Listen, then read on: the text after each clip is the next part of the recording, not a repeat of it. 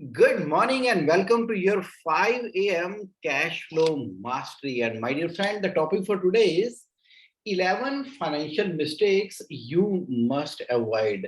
कौन सी हैं वो 11 financial mistake? Step by step आज हम उन 10+1 11 फाइनेंशियल मिस्टेक के बारे में बात करेंगे। सबसे पहली मिस्टेक है not keeping net worth sheet. नहीं बना रहे नेटवर्थ शीट। अगर नेटवर्थ शीट बनाई भी है ना, तो शायद उसको मंथ बाय मंथ अपडेट नहीं कर रहे, या उस नेटवर्थ शीट के अंदर जो जो आपके पास एसेट्स हैं और जो लायबिलिटी हैं, ट्रैकिंग ना मंथली उसको रिव्यू नहीं कर रहे। तो क्वेश्चन ये आता है कि कौन सी है ये नेटवर्क शीट, कैसे देखें, क्या गलती है, कौन सी बनानी है हमने शीट। आपको ना मैं जेएससी ऑनलाइन पे लेके जा रहा हूँ। www.jsconline पे आपको याद है ना, अगर आप फर्स्ट टाइम देख रहे हो तो इसको देखो, जो नेट वर्थ शीट ना बनाना एक बहुत बड़ी फाइनेंशियल मिस्टेक है, जिससे कि आप ट्रैक करते हो किस तरह से आप in the area of money financial freedom achieve कर रहे हो। तो चलिए, बात करते करते मैं आपको ले गया जीएससी ऑनलाइन के ऊपर और ओपन करने वाला हूँ वो फॉर्मेट किसका, नेटवर्क का। Point number 5 network, how to prepare network, और इसके फॉर्मेट पे मैंने क्लिक कर दिया। सबसे पहली गलती क्या है, ये मेक कॉपी किया कि नेट वर्थ क्रिएशन वाली शीट जो आपके पास होनी चाहिए वो कुछ इस तरह से दिखाई देती है। एक बार तो देखो कि आपके पास कैश एंड लिक्विड एसेट आज एज ऑन टुडे कितने हैं, मार्केटेबल एसेट कितने हैं, लॉन्ग टर्म एसेट कितने हैं और पर्सनल एसेट कितने हैं। सबको टोटल कर देंगे तो ये बन जाएगी टोटल एसेट। इसमें से माइनस कर दी शॉर्ट टर्म लायबिलिटी और long term liability. Total asset में से आउटसाइड लायबिलिटी माइनस की तो बाकी क्या बचता है, A minus B is equal to net worth. आप कह रहे हो कि जगमोहन ये कैश एंड लिक्विड एसेट क्या होता है, यानी कि जो कैश इन हैंड आपके पास है, आपके घर पे है या आपकी अलमारी में है, जो आपके सेविंग अकाउंट में पड़ा हुआ है, जो आपने कोई बैंक में करवा दिया, कोई एफडी के अंदर पैसे रखे हुए हैं, ये सारे के सारे कैश एंड लिक्विड एसेट है जो कि रेडीली अवेलेबल है। बैंक में है, एफडी के अंदर है, रेडीली अवेलेबल मनी को हम कैश एंड लिक्विड एसेट कहते हैं। वो कितना है आज की डेट में, और मार्केटेबल एसेट कितने हैं, दैट मीन टू से कि आप इन्वेस्ट करते हो अगर शेयर्स में तो कितने पैसे, म्यूचुअल फंड, कोई निफ्टी का इंडेक्स है, कोई कमोडिटी के पेपर है, कोई पीपीएफ अकाउंट के अंदर इन्वेस्टमेंट किया हुआ है, चाहे वो फाइनेंशियल फ्रीडम के पॉइंट ऑफ व्यू से, चाहे वो long term saving for spending के पॉइंट ऑफ व्यू से, तो उसकी ना एक डिटेल्ड लिस्ट आपके पास होनी ही चाहिए। पता तो लगे कि अभी उसकी वैल्यू कहाँ पर है और कैसे ग्रो कर रही है। तो फिर कैश एंड लिक्विड एसेट के बाद आता है लॉन्ग टर्म एसेट। अब आपका मनी कितना इन्वेस्टेड है, किस किस प्रॉपर्टी के अंदर कितना, कोई लैंड लिया हुआ है क्या आपने, प्लॉट है आपकी इन्वेस्टमेंट, किसी कंपनी का आपने पेटेंट या कॉपीराइट करवाया, अपनी ही किसी कंपनी का पेटेंट कॉपीराइट करवाया, क्या पैसा उसमें इन्वेस्ट कर चुके हो, या किसी का आपने पेटेंट ट्रेडमार्क परचेज किया हुआ है और उस ब्रांड नेम से आप बिजनेस करते हो, कितना इन्वेस्टमेंट है उसके अंदर। कैपिटल इन ओन इन्वेस्टमेंट, अपने बिजनेस को रन करने में कितना पैसा आपका इन्वेस्टेड है, वो आपका लॉन्ग टर्म एसेट है। एंड ये भी हो सकता है कि आपने एक प्रॉपर्टी परचेज की हुई है और उसको अपने बिजनेस को रेंट पे दिया हुआ है एंड वहां से रेंटल इनकम आ रही है। तो कितना पैसा इन्वेस्टेड है आपका अपने बिजनेस के अंदर। प्राइवेट इक्विटी इन्वेस्टमेंट, यानी कि क्या आप दूसरों के बिजनेस में भी डायरेक्टली इन्वेस्ट करते हो, अगर नहीं तो करना शुरू करो, अगर किया हुआ है तो कितना प्राइवेट इक्विटी इन्वेस्टमेंट। तो लॉन्ग टर्म एसेट के अंदर कितना पैसा है, तो कैश एंड लिक्विड एसेट हो गया, मार्केटेबल एसेट हो गया, लॉन्ग टर्म एसेट हो गए। तो ये पर्सनल एसेट कौन से हैं, पर्सनल एसेट का मतलब है आपके पास कार है, चलो कार तो आपको अपने बिजनेस के नाम से लेनी होती है। अच्छा, पर्सनल सेट में क्या आएगा, ज्वेलरी, पेंटिंग्स, एंटीक, ऐसी वो चीजें जो कि आप पर्सनल टच है, वो जो गोवा के अंदर आपने एक एक्स्ट्रा घर लेके रखा हुआ है, हालांकि वो लायबिलिटी है, हालांकि वो लायबिलिटी है, चलो आप उसको एसेट कहते हो, पर्सनल एसेट। तो बाइफर्केशन पता लगे कि कितना cash, liquid, marketable, long term और पर्सनल एसेट है। शॉर्ट टर्म डेब्ट, मेरे कहने का मतलब ये है कि हो सकता है कि कोई आपने बैंक से शॉर्ट टर्म लोन लिया हो या दोस्तों से पैसे लिए हो, कितना है वो, या होम लोन लिया है आपने लॉन्ग टर्म, तो वो कितना अमाउंट है। तो क्या बात बन गई, बात ये बन गई कि आपकी जो नेटवर्क शीट है ना, वो ये दिखाती है कि इस महीने के एंड में अगर 7 करोड़ के एसेट है, 1 करोड़ की लायबिलिटी है, तो नेटवर्क कितनी हुई, 6 करोड़ की। महीना खत्म हुआ, नेक्स्ट मंथ के बिगिनिंग में आपने ट्रैक करना शुरू किया, तो मेरे एसेट 7.5 करोड़ के हो गए, लायबिलिटी 1 करोड़ की है, नेटवर्थ 6.5 करोड़ की है। तो ग्रोथ इन नेटवर्थ 50 करोड़ की, 5 करोड़ की निकल कर आई, 50 लाख की निकल कर आई, 6 करोड़ से 6.5 करोड़, 50 लाख की नेटवर्थ की ग्रोथ निकल कर आई। तो month by month by month by month net worth कहां पर जा रही है, ये ट्रैक नहीं हो रही ना। तो वेल्थ ग्रो कैसे होगी, वेल्थ ग्रो करने का सबसे पहला फंडामेंटल एस्पेक्ट ये था कि आपके पास नेटवर्क शीट होनी चाहिए थी।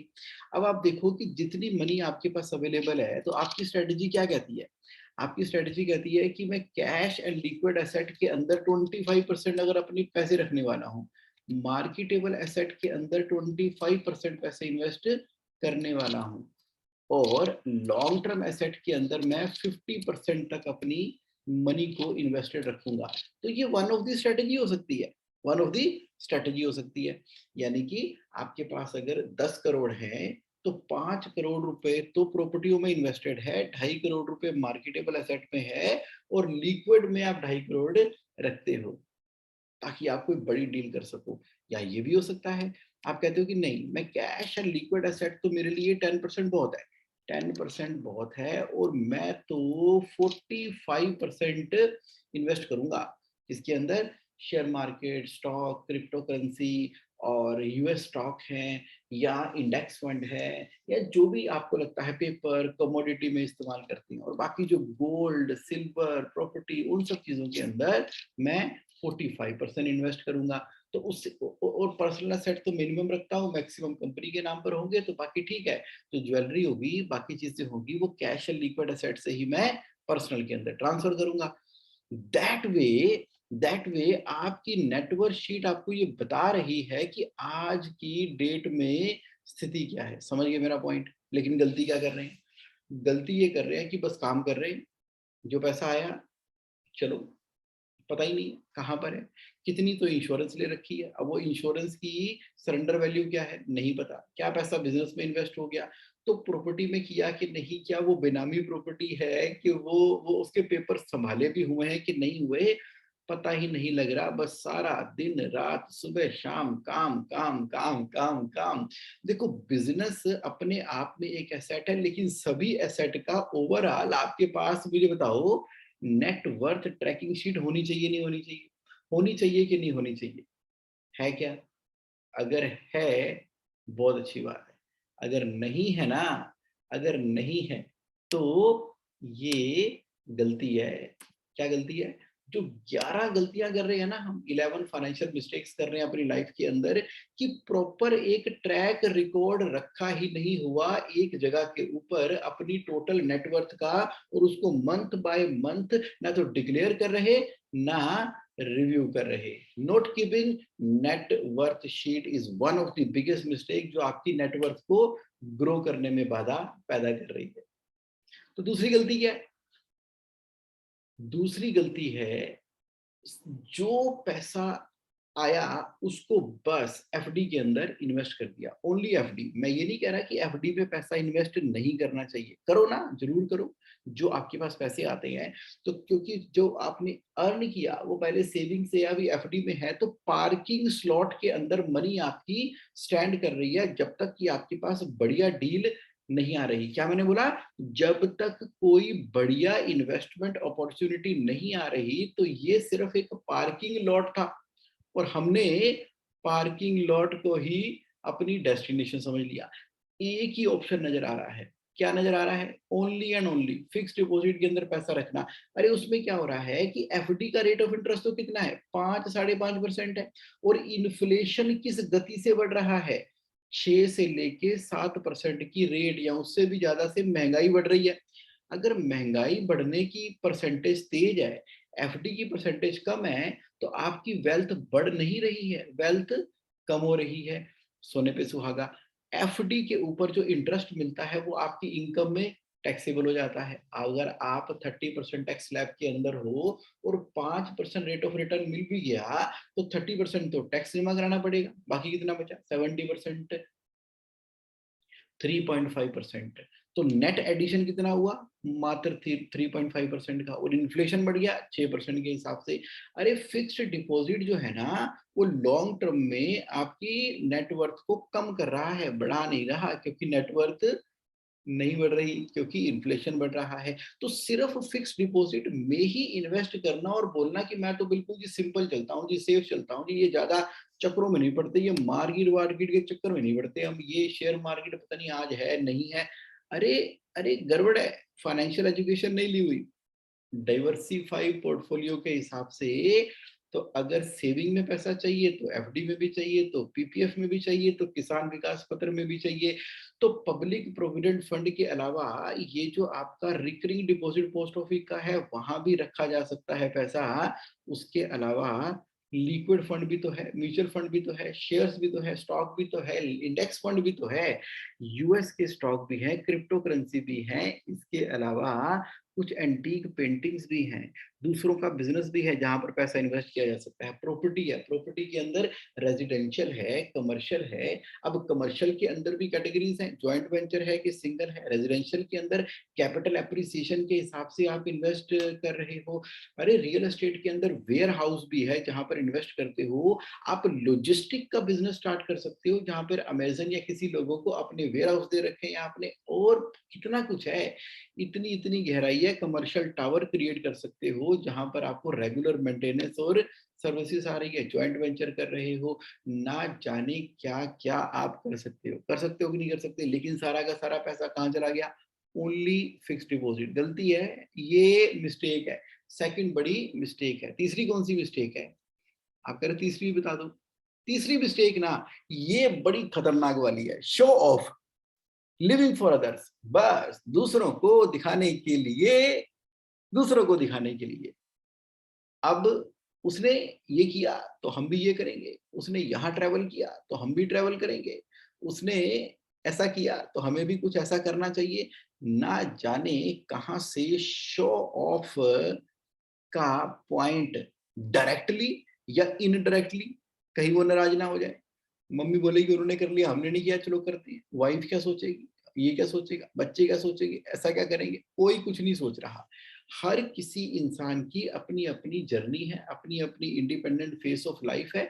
वहां से जो आपने खर्चा करना है करो, लेकिन शो ऑफ करने के लिए तो कर ही नहीं रहे। लेकिन फिर भी गलती हो रही है, तीसरी बड़ी गलती हो रही है। शो ऑफ करने के चक्कर में जो खर्चा किया ना, सामने वाला उसको अप्रिशिएट नहीं करता। वो उसमें भी कोई ना कोई कमी निकाल कर ही चला जाता है। मुझे मालूम है आप इंटेलिजेंट हो, समझदार हो, आप मेरा इशारा समझ गए, इसलिए इस पॉइंट को ज्यादा मैं दबाऊंगा नहीं। तो फोर्थ मिस्टेक क्या है? सारी की सारी फाइनेंशियल डिसीजन कहां से हो रही है? ग्रीड से हो रही है या फियर से हो रही है? फाइनेंशियल एजुकेशन का लैक होने की वजह से, ये जो ग्रीड और फियर की वजह से आप कहते हो अच्छा अरे वाह, वहां तो कंपनी में पब्लिक डिपॉजिट के अंदर 12% का रिटर्न दे रही है, ओहो ये तो कोऑपरेटिव बैंक आ गया, इस कोऑपरेटिव बैंक ने 13% रेट ऑफ इंटरेस्ट देने की वादा किया है। अरे ये तो सर्टिफिकेट ग्रो वाले दिखा रहा है, यहाँ तो 2 साल के अंदर पैसा डबल है। सोनू ने, मोनू ने, चिन्नू ने उसकी मम्मी ने, उसके पापा ने, उसके दोस्त ने, उसके अंकल ने, अरे वो तो रिटायर्ड जज है, अरे वो तो सीए है, वो तो डॉक्टर है, अरे उसने भी पैसे लगा रखे हैं, मैं भी लगा लेता हूँ, लगा लेती हूँ। ग्रीड से पैसा लगने की चल रही है भावनाएं, कोई फायदा नहीं है। या फियर की वजह से, ओहो ऐसा ना हो जाए, वैसा ना हो जाए, इतना पैसा तो वहां रख लो, इतना पैसा तो यहाँ रख लो। मतलब फाइनेंशियल प्लान करके अपनी लायबिलिटी को रिस्क असेसमेंट मैट्रिक्स के हिसाब से नहीं, फाइनेंशियल एजुकेशन के हिसाब से नहीं, डर से यहाँ वहां पैसा रखा या बचा कर रखा हुआ है, जो कि एक बहुत बड़ी गलती है। ग्रीड से ऑपरेट मत करो, फियर से ऑपरेट मत करो। एक ही चीज जो मैं बार बार कहता हूं, फाइनेंशियल एजुकेशन से ऑपरेट करो। जब फाइनेंशियल एजुकेशन कह रही है कि आपको नेटवर्थ शीट बनानी है तो बना लो ना। जब नेटवर्थ शीट बन जाएगी, अपने आप आपका दिमाग काम करेगा। जब मनी अवेलेबल होगी और दिखेगी ना अलग अलग बॉक्सेस के अंदर, तो माइंड अपने आप चलना शुरू हो जाएगा। तो नहीं ऑपरेट कर रहे ग्रीड से, नहीं ऑपरेट कर रहे फियर से, फाइनेंशियल एजुकेशन से ऑपरेट कर रहे हैं। तो नेक्स्ट मिस्टेक क्या है? नेक्स्ट मिस्टेक है मेडिक्लेम ना अपने लिए और फैमिली के लिए पूरा नहीं लिया हुआ। मेडिक्लेम पॉलिसी होती है ना, भगवान ना करे घर में कोई मेडिकल इमरजेंसी होती है, 2-4 दिन कहीं हॉस्पिटल में जाना पड़ गया, तो बस जितनी भी सेविंग है सारी की सारी स्वाइप आउट हो गई, सारी खत्म। 1 लाख, 2 लाख, 5 लाख, 10 लाख, 20 लाख, 50 लाख, ना जाने कितने पैसे वो एक बार में स्वाइप करके ले जाती है, क्योंकि प्रॉपर सही तरीके से फैमिली फ्लोटर वाला, अच्छे वाला, बढ़िया वाला मेडिक्लेम नहीं लिया हुआ था, प्लान ही नहीं किया हुआ था। मैं तो बोलता हूँ अपनी इन्वेस्टमेंट को इस तरह से प्लान करो, वहां से जो पैसिव इनकम आती है उसका कोई छोटा सा हिस्सा आपने मेडिक्लेम के अंदर करवा लिया। समय के साथ साथ वो फैमिली फ्लोटर आप बढ़ाते भी रह सकते हो, क्योंकि इमरजेंसी प्लान ना करना इंसान की एक बहुत बहुत बहुत बहुत बड़ी फाइनेंशियल मिस्टेक है। और कई बार ना मैनिफेस्ट भी इसी तरीके से करते हैं। क्या करते हैं? मैनिफेस्ट मैनिफेस्ट करते हैं, अरे पैसे जोड़ लो बुरे वक्त में काम आएगा। अच्छा, मेडिक्लेम नहीं करा रखी, पैसा जोड़ लो बुरे वक्त में काम आएगा। आज ही मैनिफेस्ट कर रहे हो कि बुरा वक्त आए और ये जो मैं सेविंग कर रहा हूं वहीं पर ही इस्तेमाल हो जाए। और ऐसा ही होता है, फैमिली में कोई गड़बड़ आती है तो कहते चलो शुक्र है पैसा था, ये बुरा वक्त आया उसमें काम आ गया, निकल गया। ये कौन सी फाइनेंशियल प्लानिंग हुई? ये कौन सी मैनिफेस्टेशन हुई? अरे अगर बुरे वक्त में किसी एक पॉइंट को आप मेडिक्लेम समझते हो, मेडिकल इमरजेंसी समझते हो, तो उसके लिए मेडिक्लेम पॉलिसी है ना, सेल्फ के लिए, फैमिली के लिए, क्यों नहीं कराई? क्यों नहीं कराई? गलती है ये मिस्टेक है, ये मिस्टेक है। इसको ध्यान से ना आज बात करके ठीक कर लो। नेक्स्ट मिस्टेक है avoiding passive income. Avoiding passive income यानी कि हम ना कोई पैसिव इनकम जनरेट नहीं कर रहे और मात्र बिजी है एक्टिव इनकम जनरेट करने के लिए। अरे जो प्रॉपर्टी आपने बिजनेस को दी हुई है, जिसमें बिजनेस का ऑफिस चल रहा है, बिजनेस की फैक्ट्री चल रही है, बिजनेस का वेयर हाउस चल रहा है, वहां बिजनेस से रेंट लेना शुरू करो ना। शुरुआत तो अपने घर से ही करो, तो आपका बिजनेस जो आपको रेंट देगा वो आपकी पैसिव इनकम कहलाएगी। अच्छा, अब आप कुछ प्रॉपर्टीज बिल्टअप करना शुरू करो और उसको रेंट पे दो। जब बिल्टअप करने के बाद प्रॉपर्टीज को रेंट पे देना शुरू करोगे, जो रेंट आएगा वो आपकी पैसिव इनकम है। कुछ मनी आपने एक्यूमुलेट की है एफडी पे, म्यूचुअल फंड पे, पीपीएफ पे, जो ब्याज आ रहा है वो भी आपकी पैसिव इनकम है। इसके अलावा अगर आपने किसी को दिया है पैसा और उसके ऊपर इंटरेस्ट बन रहा है तो वो भी आपकी पैसिव इनकम है। इसके अलावा कोई आपने बुक लिखी है, उसकी रॉयल्टी आ रही है, तो वो भी पैसिव इनकम है। आपने कोई डिजाइन बनाया, कोई टी शर्ट का डिजाइन बनाया और उसको बाद आप आउटसोर्स करते हो उसको, या दे देते हो, बेच देते हो, ट्रेडमार्क का राइट दे देते हो, कोई कंपनी का कोई मॉडल, भगवान ने इतनी क्रिएटिविटी दी हुई है, कोई म्यूजिक क्रिएट करते हो और म्यूजिक को डाल देते हो आप ऑनलाइन वर्ल्ड के अंदर, वहां से जो पैसे आ रहे हैं वो सारी की सारी आपकी पैसिव इनकम है। लेकिन नहीं, सोच ही नहीं रहे पैसिव इनकम के अंदर ना, मैं तो बिजी हूँ, मैं तो बिजी हूँ, अभी ये कर ले, बस बच्चों की शादी हो जाए, तो बस ये बिजनेस थोड़ा सेट हो जाए, तो बस ये थोड़ा माहौल बन जाए, ये थोड़े लोन की किस्तें पूरी हो जाए, तो थोड़ा ये हो जाए। पता नहीं कब क्या हो जाए, जिंदगी की घड़ी टिक टिक टिक करके बढ़ती चली जा रही है। गलती कर रहे हैं हम क्या? अवॉइड कर रहे हैं पैसिव इनकम को जनरेट करना। आज इमीडिएटली, छोटा, शॉर्ट, सिंपल, एकदम बिल्कुल स्टार्टिंग पॉइंट, चाहे 500 की के 5000 की 5 लाख की पर मंथ, जो पैसिव इनकम आप जनरेट कर सकते हो ना, आज ही शुरू कर दो, आज ही शुरू कर दो। ये गलती मत करो। कब तक अवॉइड करोगे? सोच लो। आज 5 AM में जो मेरे साथ लाइव है ना, उनको तो बिल्कुल क्लियरली सबसे पहले सुनाई दे गया, और अब इसके बाद जो रिकॉर्डिंग देखेंगे उनके लिए भी ना ये एक सिग्नल है। अब नेक्स्ट गलती क्या कर रहे हैं? नेक्स्ट गलती क्या कर रहे हैं कि अपना बर्थडे मनाते हैं ऐसे धूमधाम से कि पूछो ही कुछ ना। मैरिज के अंदर ये खर्चा करते हैं कि सारी ब्रह्मांड को पता लग जाता है। पार्टियां थ्रो कर रहे हैं जबरदस्त तरीके से, ह्यूज स्पेंड कर रहे हैं। एक बार ना ठंडे दिमाग से सोचो, ठंडे दिमाग से सोचो कि क्या इतना लाखों रुपया ये पार्टियों पे, मैरिजेस पे, बर्थडे पे स्पेंड करना जस्टिफाइड था? वो जो रसगुल्ले, गुलाब जामुन, 36 तरह के चावल, 35 तरह की सब्जियां, 38 तरह के जाने क्या-क्या स्नैक्स आपने खिला दिए हैं, ये खिला दिए हैं कि मजबूरी है कि क्या है ये? चेक करना पड़ेगा किस तरह की, क्या आप ट्रेंड सेटर हो सकते हैं क्या? क्या आप कुछ इस तरह से चीज़ों को करने वाले हैं कि डेस्टिनेशन मैरिज करके सिलेक्टेड फैमिली मेंबर के साथ में सेलिब्रेट करते हुए कुछ डिफरेंट ऐसा क्रिएट करने वाले, आई डोंट नो क्या करोगे आप, लेकिन आप हो बड़े क्रिएटिव। लेकिन ये तो समझ से बाहर हो रहा है कि इतना ह्यूज अमाउंट जो over a period of time आपने इकट्ठा किया और खर्च दिया उसके ऊपर। भाई या तो आपकी इनकम इतनी बड़ी है और जितना आपने स्पेंड किया है वो मात्र 1% से भी लेस देन दैट है, तो आप खर्च करके पता ही नहीं लगता।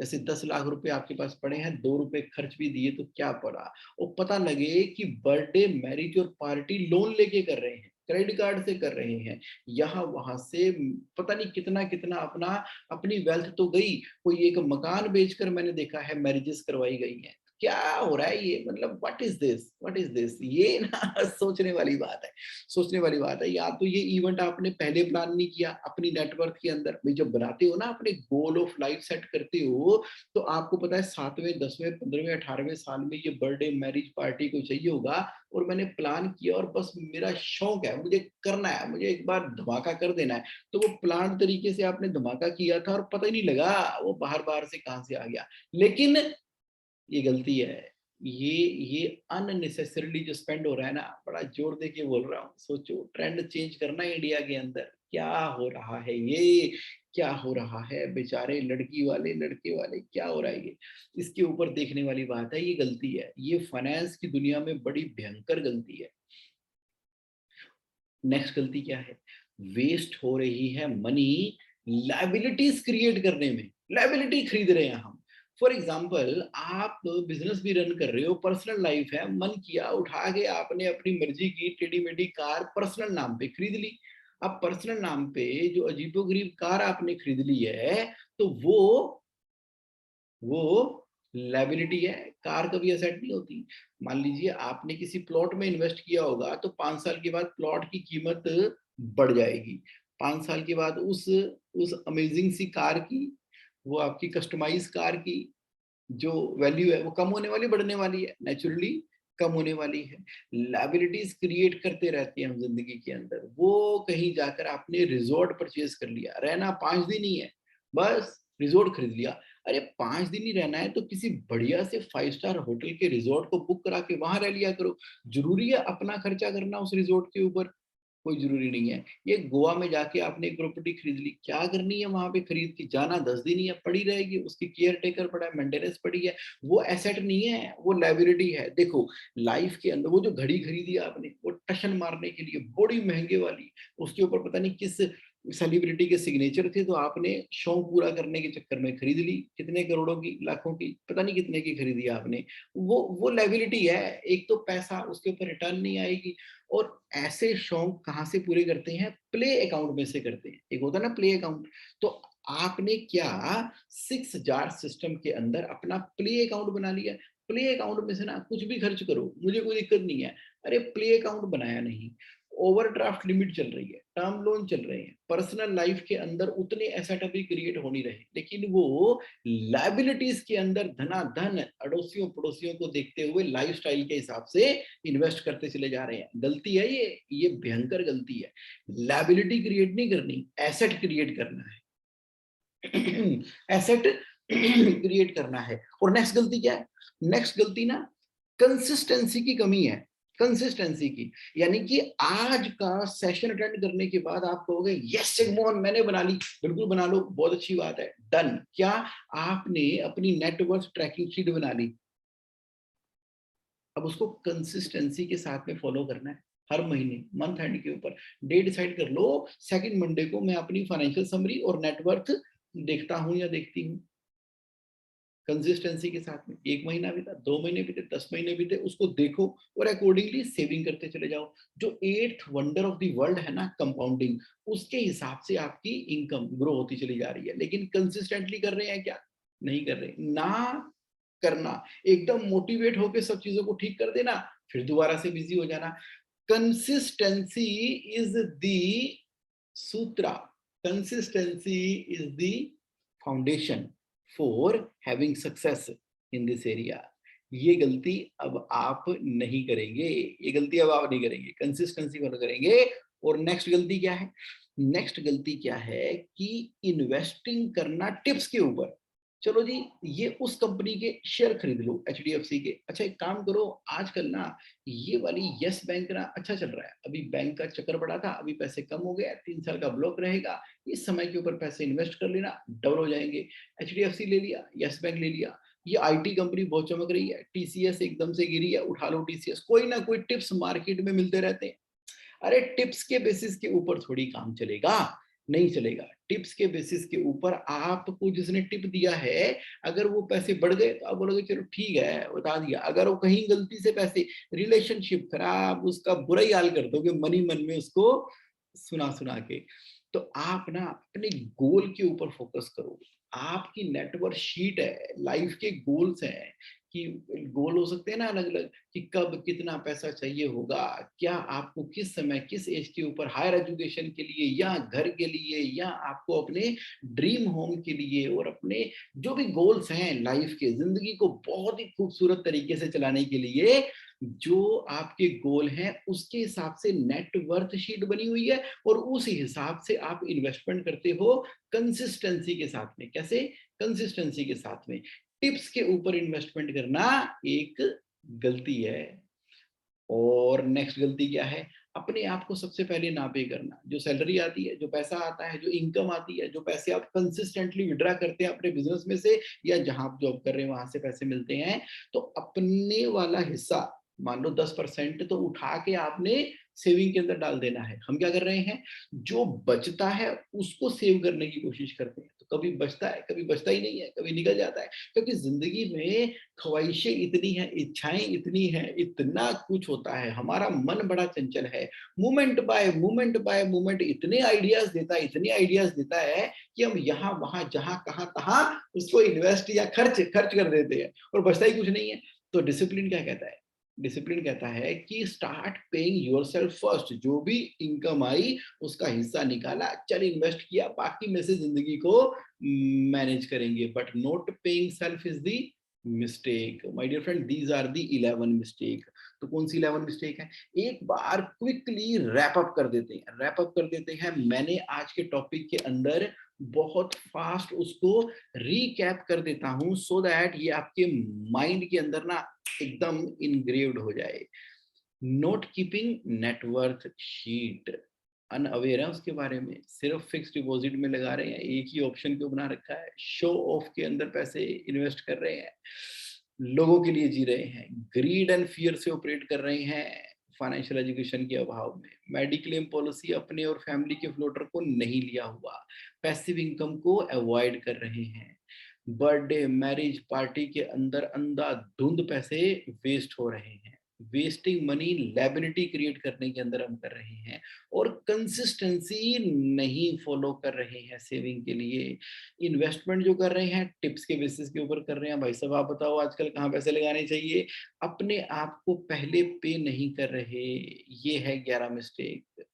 जेएससी ऑनलाइन के अंदर आपको मालूम है, जेएससी ऑनलाइन के अंदर ये सब एजुकेशन में ऐड ऑन करता चला जा रहा हूँ। अगर आपने अभी तक रजिस्टर नहीं किया तो yes I want to register करो, ताकि आपको वैल्यूएबल इनपुट मिलती रहे। तो माय डियर फ्रेंड, कैसा रहा आज का सेशन? रिकॉल हुई वो 11 मिस्टेक? कैसा रहा आज का session? Did you get some value? जो मेरे साथ लाइव है बताओ, by participation in today's programme. और जो रिकॉर्डिंग देखेंगे ना उनको भी कैसा लगा आज का सेशन? कमेंट बॉक्स में ना कमेंट जरूर कर दिया करो, जिससे मुझे ना आइडिया लगता है कि सेशन को किस तरह से आपने लाइक किया, ताकि आने वाले नेक्स्ट सेशन के अंदर मैं जरूर और जरूर और जरूर कुछ और नए और इम्पोर्टेंट वैल्यू एडिशन सैटरडे को आपके लिए लेकर आऊं। तो thank you Sushil Dhawan ji, great session. Muresh Lakhotia ji, अरे वाह आज आप भी हैं साथ में, गुड मॉर्निंग, ग्रेट लर्निंग, क्या बात है। डॉक्टर साहब, Sanjay ji, fabulous, okay great. And and Diwali का मौका है 24th of October, Diwali. So I wish you and everybody in your family, in your company, and in your circle, to everyone, very happy Diwali to everyone. Enjoy. ये Diwali prosperity का एक sign है और ये net worth increase करने का भी sign है. Thank you. राधा भट्ट जी कह रहे हैं आज तो नेटवर्क शीट बन के निकलेगी. आज तो नेटवर्क शीट बन के निकलेगी सर. ये कर दिया डिक्लेयर राधा भट्ट जी ने सुबह 5 AM में. क्या बात है. Great, amazing, done. बहुत बढ़िया. Thank you Rahul Agarwal ji, Ankur Sharma ji, doctor Sanjay Narwal ji, Rajesh Jain ji, Jagmohan ji. Happy Dhanteras. चलिए आपको भी धनतेरस की बहुत बहुत शुभकामनाएं. Thank you very much everybody for participating today. Have a great and amazing time. This is the best time to create the wealth. Happy Diwali sir and all the participants. चलिए bye. मिलते हैं next Saturday फिर एक नए topic के साथ.